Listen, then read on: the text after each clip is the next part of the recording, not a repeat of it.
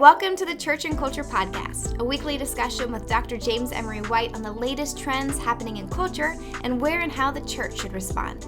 Jim is the founding and senior pastor of Mecklenburg Community Church in Charlotte, North Carolina, president of Serious Times, a ministry devoted to exploring the intersection of faith and culture, former professor of theology and culture at Gordon Conwell Theological Seminary, where he also served as their fourth president, and the author of more than 20 books. I am your host, Alexis Dry, and I can't wait to dive into this week's conversation. All right. Thanks for joining us for another week of the Church and Culture Podcast. I read a recent Pew Research Center analysis of the most followed accounts by U.S. adults on TikTok. And I'm not on that platform, but I could have guessed. You're not on any platform. I'm not. No, I'm not. But You're a closet Luddite, and you have been for a long time. I could have guessed, though, just anecdotally, what the findings would reveal. And Pew stated that broadly, adults mostly follow mid-tier creators, influencers, and then just traditional celebrities. Least followed are politicians, kind of like your traditional media outlets, and then those in the civic sphere. And the reason I wanted to bring this up on the podcast is that we really haven't done a deep dive into the world of social media influencers, which is probably an oversight considering the huge cultural force that they are right now, particularly for young adults.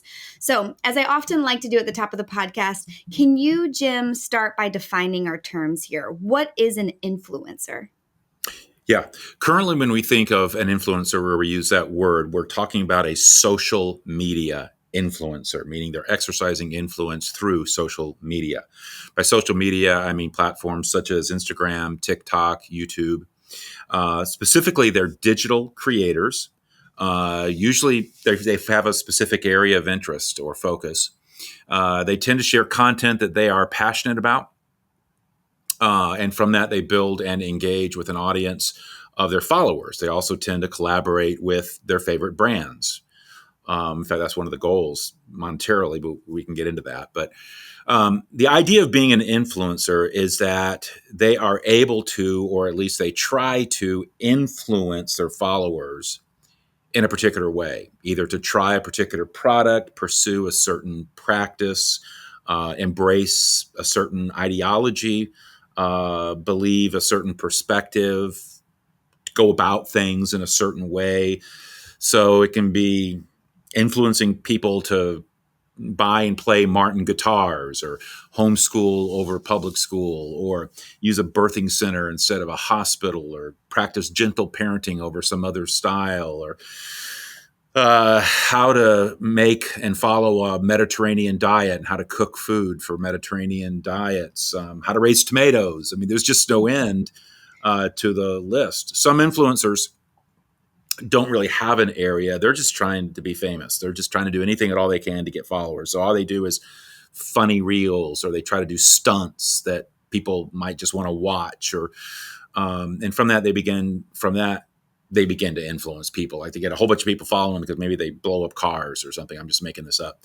But then they begin to influence people whenever they do embrace a certain product or candidate or practice. Brands love influencers because they can reach a specific audience who might already hold an interest in their types of product. Some followers, most followers actually really trust the influencer quite a bit. And that's another thing we can explore. They don't tend to see these product advertisements as product advertisements. They don't see them that way at all. But the only thing really new about this is the use of social media. That's the only thing new, and the way that has amplified the influence of certain influencers. Influencers have always been with us. I remember when I was in college in a marketing class, I remember, I don't know why this stuck with me, but it was an interesting little anecdote. I remember the professor was making a passing reference to a marketing study of teenagers. And apparently several high school students were asked to give their opinions regarding a particular style of jeans, blue jeans. And overwhelmingly, the students all thought they were just the ugliest, most awful, terrible jeans they'd ever seen. So what the researchers did was they went away, then they came back a few months later and went to the same high school. And this time they took the key opinion leaders. the captain of the basketball team, the head cheerleader, the first string quarterback, the homecoming queen, the student body president, and gave each one of them a pair of jeans, paid them money to wear these jeans to school regularly for about a month without telling anybody that they were being paid to do it. Just wear these jeans. And by the end of the month, local stores were besieged by students wanting to know where they could find this new fashion of jean that had collectively said they hated. But all it took were influencers to change it and make it a hit. So the idea of social influencers is nothing new. What's new is social media social influencers and how that has expanded their audience and allowed them to be influencing in almost every conceivable area of interest. And I read too that it's social media. So social media influencers become famous through that platform, right? It's different from like a celebrity who already has a following who then influences on social media. Like social media influencers, I think I could be wrong about that, but I think they become famous or they form their network of influence through social media rather than already coming to it with a platform. I'm sure you could call them both influencers, but I think there is a minor distinction there. But anyways, you mentioned that you kind of gave a range of different things that social media influencers can post about. You said quite broadly things that they're just pretty passionate about. But is there content that's more popular than other content? You mentioned the Pew study. That's a good place to start. It did a study on specifically who U.S. adults follow on TikTok. But that's not a bad one because TikTok is, arguably one of the most, if the not leading place for influencers, maybe secondly to YouTube. They found that Americans tend to follow what they called, this was Pew's phrase, internet native creative content and internet native creators and influencers, meaning those who have risen to their current level of performance through social media, along with traditional celebrities, which I think is what you were alluding to a minute ago. Yeah. In terms of content among those types, they follow far more accounts that post about pop culture and entertainment than those posting about news or politics, which you also alluded to. In fact, when looking at the 100 TikTok accounts followed by the largest share of U.S. adults, it was like half of 1%. I mean, think about that. Less than half of 1% consisted of politicians or civic actors or traditional media outlets and journalists. The typical U.S. adult on TikTok follows no accounts in any of those categories, none. So to answer your question, we're following pop culture and entertainment, which would include sports, but we're not following news. We're not following politics. Other popular topics would be humor or comedy, personal vlogs. That's a new word where you take video and blog and combine it. So it's like a video blog, but they call it vlogs, if you're not familiar with that. Viral music and dance clips. And really, when you think about that, it really does bring up what's been called the trivialization of knowledge. I mean, and that's just I think that's an important parenthetical word as we continue to walk through this particular subject. We can talk about the internet producing and providing such things as access to the contents of the great libraries of the world. We can get very high-minded about that. But in truth, we're more prone to search for the latest postings of Justin Bieber or Beyonce. And then when we do get influenced ideologically or politically or, kind of have the news interpreted to us, it's usually through these pop culture entertainment influencers who I don't mean this in a condescending way. They have no expertise in that area. I mean, it's wonderful that you wrote a good song, but now you want to tell me how to vote. And those two things are not necessarily, gives you more voltage than somebody else or more insight. One other item of note I found from the study that I thought was interesting was, it was kind of buried in the study. I thought it deserved more of a headline, but how every individual TikTok account was highly personalized. And meaning there wasn't an overlap in the accounts that U.S. adults followed on the platform. So you'd think that if I took 100 people on TikTok and I analyzed the sites that these 100 people follow on TikTok, the platform, where the people they follow, you would think you would find a lot of overlap. That there's, they share a lot, they're going to a lot of the same sites.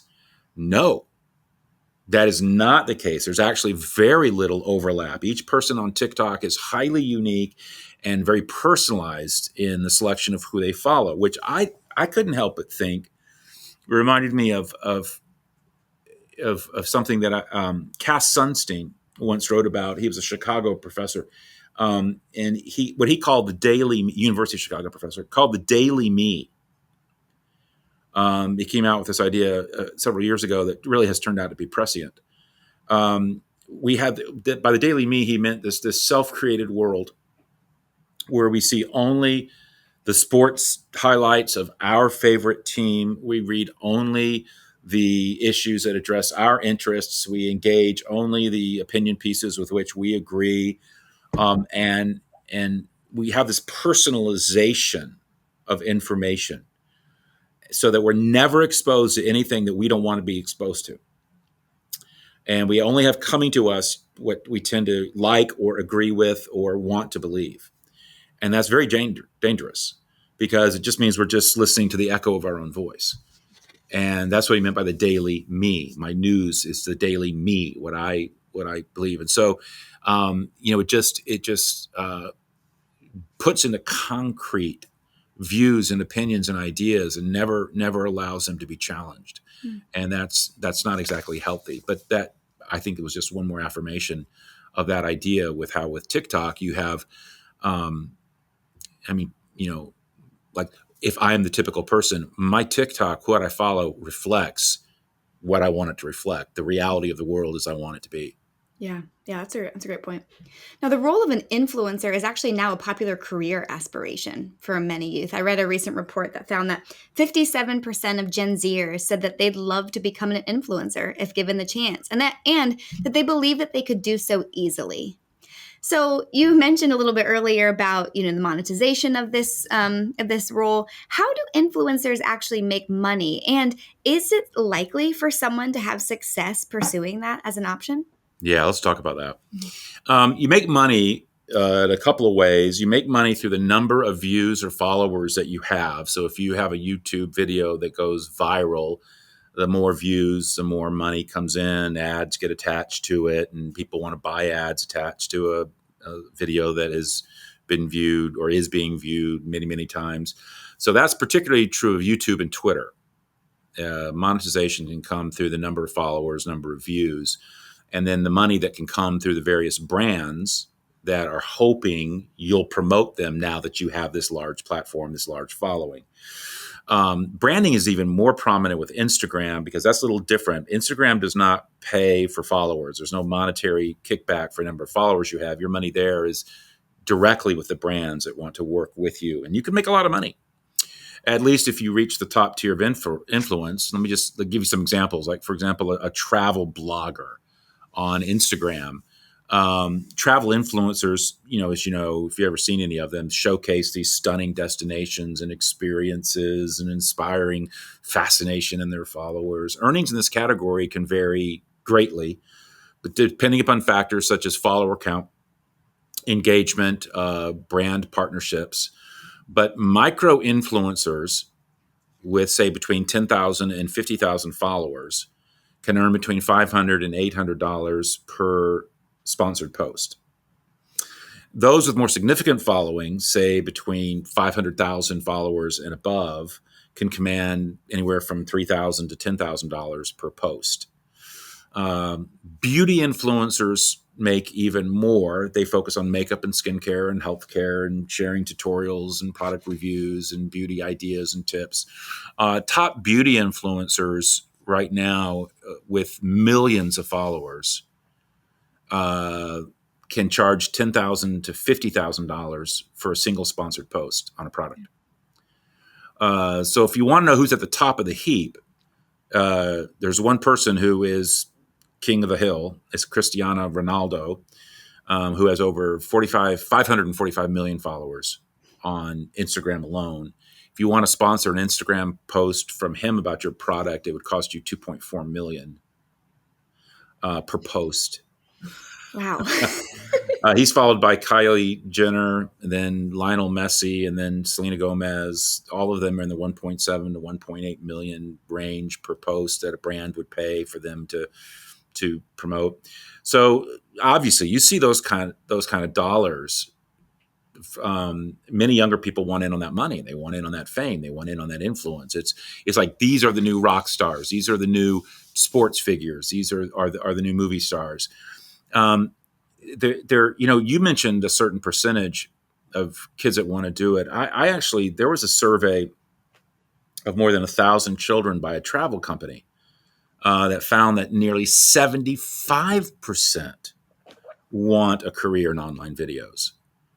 More than a third wanted specifically to be a YouTuber. A fifth wanted to work as a vlogger. They're attracted to the creativity, the fame, the opportunity for self-expression. Obviously, the money's not bad. According to studies on this, more than 4 out of every 10 children are right now uploading videos to the web by the time they reach 15. So you got almost half of all kids in early adolescence that are already uploading videos. They're already attempting to do this in some form or fashion. And they're wanting their education experience to match their career plans. And so they want to learn media studies. They want to learn video editing software instead of,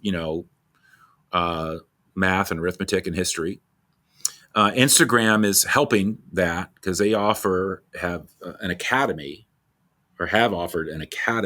designed to teach teenagers specifically how to become social media stars. They have this 3 days of workshops to train would-be influencers in how to become an online success. And the online curriculum covers everything from how to make your current content relatable to what's the best camera angle to have for a particular shot. It's just really hard, to blame children for making this a professional desire, because the internet is the world in which they live and the world which lives in them. And unlike the arduous amount of work and competition for careers in, say, law or medicine or something like that, with these aspirations, there's really no barriers to entry. There's no exams. There's no auditions. It just takes a smartphone and, I guess, a lot of self-confidence. And while self-confidence might vary from child to child, they all got a smartphone. And even the quality that you can do with film, video, and pictures now equals what equipment used to cost tens and tens of thousands of dollars. So, but here's the wake-up call to get on to the other part of your question. There was some research done on how many succeed by Matthias Bartel, who was a professor in Germany at Germany's Offenburg University of Applied Sciences. He found that almost 97% of people who try to become YouTube stars, won't make enough money out of advertising to even live above the poverty line.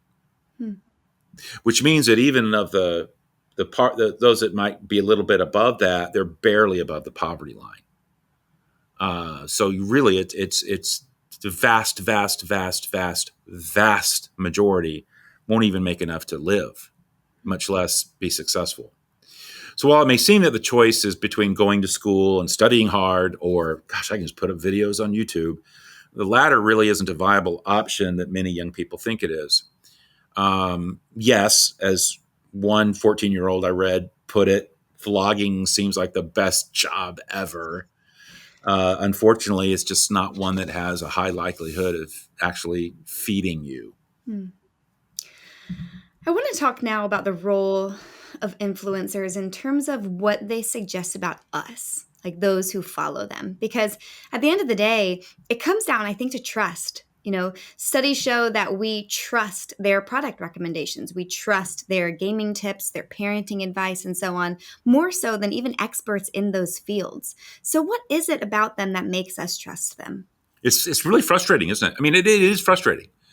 I mean, I talk to doctors, medical doctors, who are so frustrated that people ignore mainstream medical settled understandings for fringe stuff just because they heard about it through some influencer or podcast. And lawyers will say the same thing, and counselors and pastors and others. It's maddening. I think there are several things that make us trust them. First, they position themselves as advice givers, not paid promoters. It's almost like, hey, I'm not a doctor, so that means I'm going to tell you the truth about medicine, as if, which, almost doesn't really make sense when you think about it, but it's kind of the way they pitch it. But it's more like, hey, I'm a friend, and I'm going to tell you about a great movie, and it's very powerful.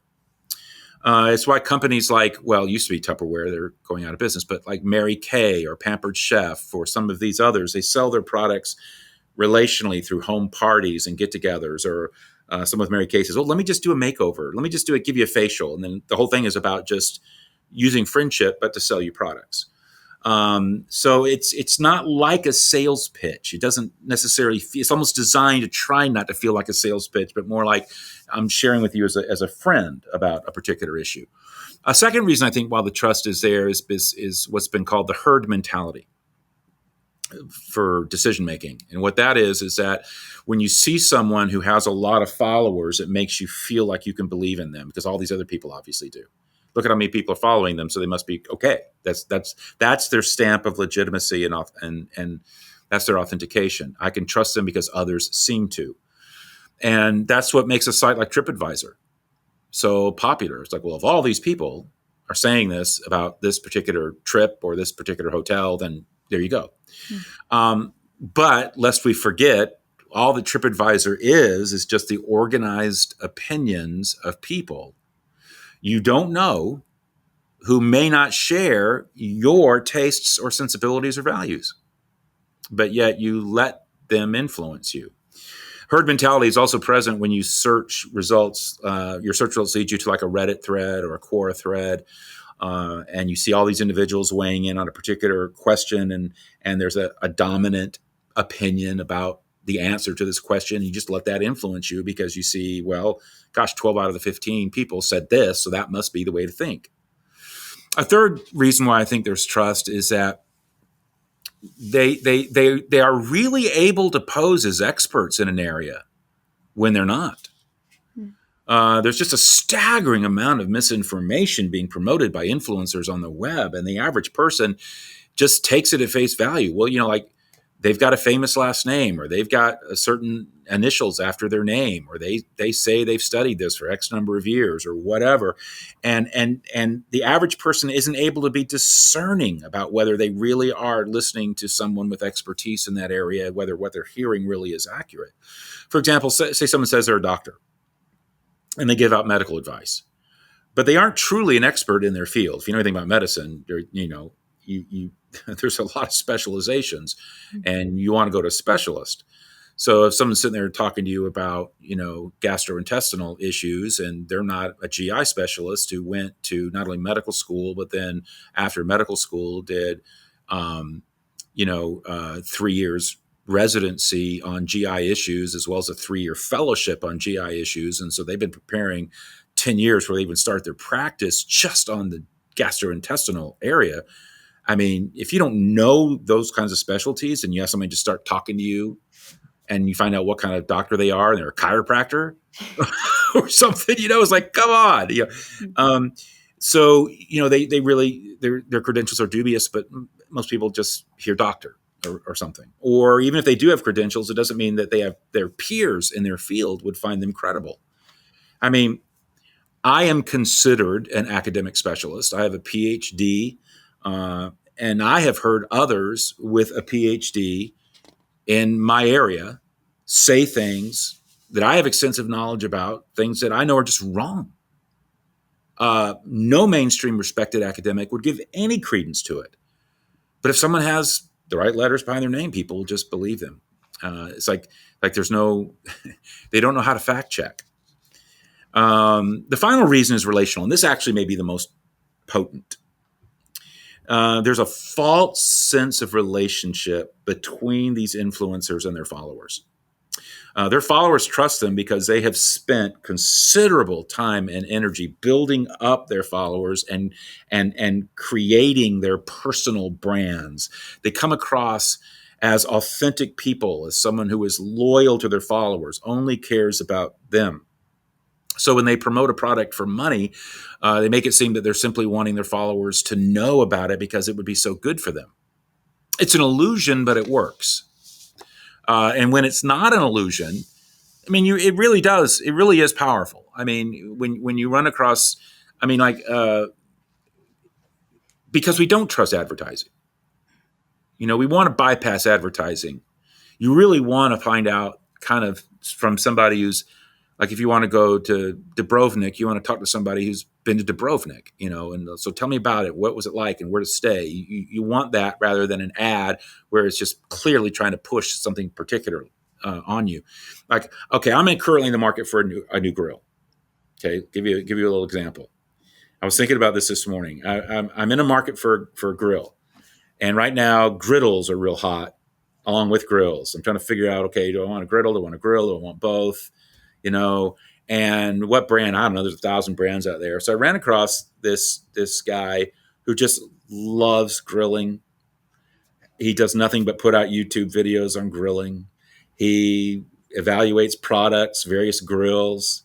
He's a Weber fan, loves Weber grills, but he gives, he says here the pros and cons of it. And he's got the grills all out there doing this stuff. And I just found him highly engaging and highly helpful and very believable. And, and just like he doesn't really have a dog in this fight. He just wants to help. He just loves grilling and just loves to talk about grilling. And I'm wanting to buy a grill. And so I found myself really quickly being influenced by this guy. But more importantly, I was remembering why there is a power in these influencers. And sometimes it's not bad. It's not always bad, but it can be. Yeah, I think those qualities of authenticity and relatability we've talked about on other podcasts about how they are such sought after, I don't know if I would go so far as call them virtues, but characteristics that we are looking for in society. Like when you were talking about how someone can give you the pros and the cons about something, that makes it feel more authentic instead of just, here's all of the reasons why you need this, of just someone who's like, oh, he's just like me. And they're just telling me, oh, I didn't like this one. I liked this one. So I guess I can trust them. To your point, like they don't have a dog in the fight. They're not a part of the club. So they're a little bit more authentic. Now, I was trying to think about this, though, in terms of the crossover, if there's a crossover with the church, because particularly how we talked about recently, again, another podcast episode about how society is trusting pastors and clergy less and less each year. So confronted with so many mischaracterizations of the Christian faith, through media and traditional news sources, is there an incentive for a church to consider platforming Christian influencers as part of their strategy to rebuild trust or to better promote, the Christian life? Wow, there's so many places I could take that question. But what I want to say 2 or 3 things related to that. One is I think that there is a place for the Christian church to recapture and correct some of the influencing that's going on out there that is really hurting the Christian faith or distorting it, or people who are just simply trying to use the Christian faith for fame and money, and it's not church based at all. So that's a whole maybe another podcast. But what I want to say to churches is before we jump on the influencer bandwagon, it's like, oh no, we better put forth our pastor as an influencer or somebody on our staff or find someone that we can get behind and make sure that they get all these followers, and then hopefully that'll come back and help us as a church. I really don't think that's the issue. I think I want to go back further. Whereas I would just love to see churches just get online. I just would love to see churches enter the become hybrid, as I wrote about in my book, Hybrid Church, that would just take seriously the online world and be there. I would be thrilled if they would just understand that they need to have a good website and that's the front door of the church, and that people want to check out a church online before they want to attend in person. They want to view online before they attend in person. They want to be able to interact online and everything else, and they're accustomed to engaging the world this way. I would just love to see churches just do that. Get serious about online engagement. Um, that's our mission field. And so I just and then from that, the church can then begin to at least enter the world where people are being influenced. And that would just be a really good thing. So for me, I go back and I think, okay, I wouldn't get too far out ahead of this. I would just get online, have a website, just kind of get yourself into the world in which you live. It's your mission field, and most churches are approaching it in a very archaic way, and in a way that's just simply not going to penetrate, certainly into the world of non-Christians. So yeah. Yeah. Well, this has been a great conversation. I'm so interested in this theme in particular, just to keep following it and see what happens here as all of Gen Z grow up and they all flood the market of influencers, and what all happens with this. So but it's been also a nice introspective dive into our own, our own values and the things that influence us without realizing it. So I think that was worth it. It's time well spent. So thank you, Jim. Thank you guys for listening. Hopefully it was time well spent for you too. And you'll join us again next week. Thanks.